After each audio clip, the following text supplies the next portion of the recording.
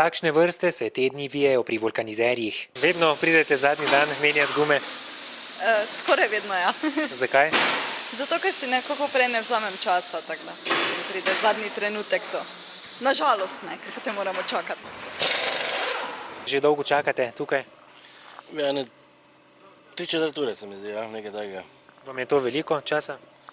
No, danes sem si vzel čas za to, da ni posebej. Menjava pnevmatik te zimske, to velik strošek.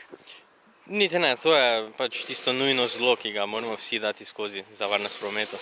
Kriza se še vedno pozna, saj večina voznikov povprašuje po cenejših pnevmatikah. Opažamo razliko, da se ljudje odločajo za zelo drage in za zelo poceni. Torej, zelo visok kakovostni razred in zelo nizek, glede na ceno. Nekateri pa se odločijo tudi za nakup prek spleta, kar včasih ni najbolj pametno. Eni kupujejo te kitajske pa korejske gume, ki za naš trg sami veste, da niso, in kupujejo to, potem je precej tudi še nalitega, ki so različnega izvora in ne vejo niti, koliko let so stare gume. Pri nakupu pnevmatik, še posebej, kadar so akcijsko znižane, je treba biti pozoren tudi na leto izdelave.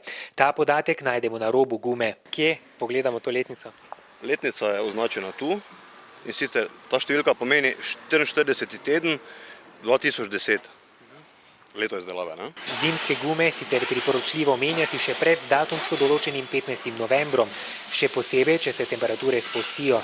Pod 7 stopinj pade temperatura, bi bilo priporočljivo imeti zimske gume zaradi tega, da je 7-kratna razlika v zaviranju. To pa veste, da že milimetri pomenijo marsikdaj na cesti nekaj.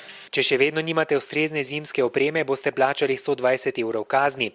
Če boste zaradi pomanjkljive opreme ogrožali promet, pa 400 €.